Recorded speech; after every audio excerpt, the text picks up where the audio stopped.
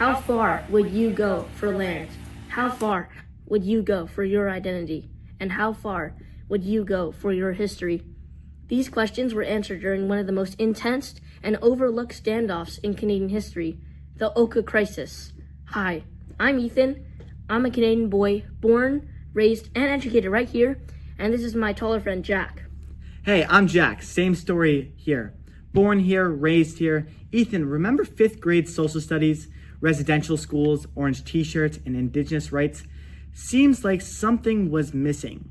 Maybe because history is written by the victors. For real.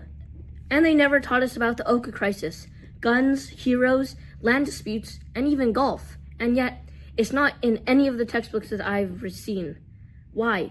Maybe because it challenges the nice image of Canada they want us to believe in. Before we dive into this powerful moment in history, here's the question we want to explore. How did the Canadian government's response to the Oka Crisis reveal the imbalance of power and privilege between Indigenous communities and the country? And what were some of the lasting consequences for the Indigenous land rights movements? Segment 1. So, here's the spark. It's 1990, and Canada's chilling. Okay, a small town in Quebec is planning to expand a golf course. Seems harmless, right? Except they want to build it on Mohawk burial ground. Right, because nothing screams par 3 over sacred ground. The Kingsatake Mohawk weren't having that. They had been attempting to regain the land since the 1700s. And it wasn't just soil. It was who they were, their ancestors, their history. It was their culture and their identity. When bulldozers showed up, the Mohawks set up a blockade. Tensions rose quickly. On July 11th, Quebec police tried to remove a barricade. One officer was shot and killed, likely from a friendly fire. And the standoff exploded. The government deployed 4,000 troops to prevent the unarmed citizens protecting their ancestral ground. A pure power play, literally. And after a long 78-day standoff, the Mohawk decided to give up and stop barricading. There has been no resolution, but it was more of a withdrawal. But let's take a minute to think about this with someone's perspective. From the Mohawks' perspective, it was the last stand in defense of sacred land, protecting identity and resisting the government that never asked for consent. It wasn't simply about trees or a golf course. And from the government's perspective, they thought that they were restoring order. But their idea of order came with military trucks, armed troops, and barbed wire. For them, order was asserting authority and showing Indigenous people that they were not going to tolerate their resistance. The cause? Decades and centuries of broken treaties, ignored land claims, and the continued application of the Indian Act to manage Indigenous lives. The consequence? A national crisis, trauma in Indigenous communities, change in public awareness, and a new generation of Indigenous activists using what transpired at Oka in Oka to energize them. Right, and this connected very much to our inquiry question. The Oka Crisis exposed not only the power imbalance, but how confirmed and ongoing that imbalance is. When the province or government sends in soldiers to silence disagreements, that is not reconciliation, that is control. Segment 2. So, why was this significant? One Mohawk protester in the Acts of Defiance said, "We aren't trying to start violence. We are trying to stop erasure." That line right there, that's the key. This was never just about land.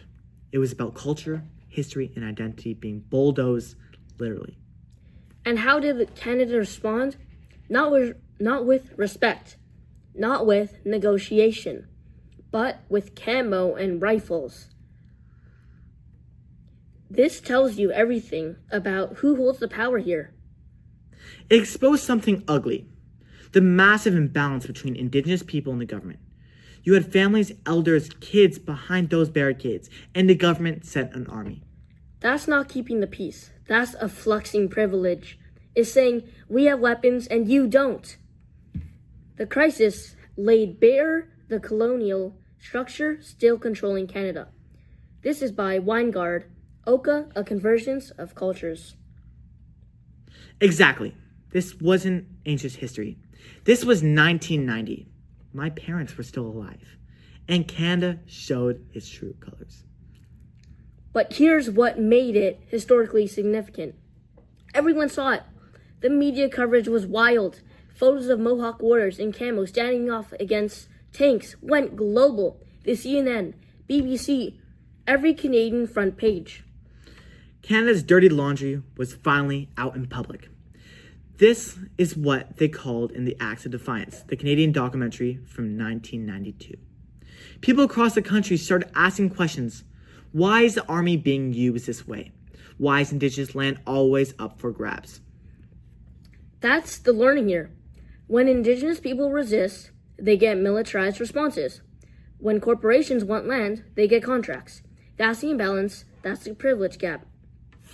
And while the Mohawk didn't get the land back, the crisis did lead to something.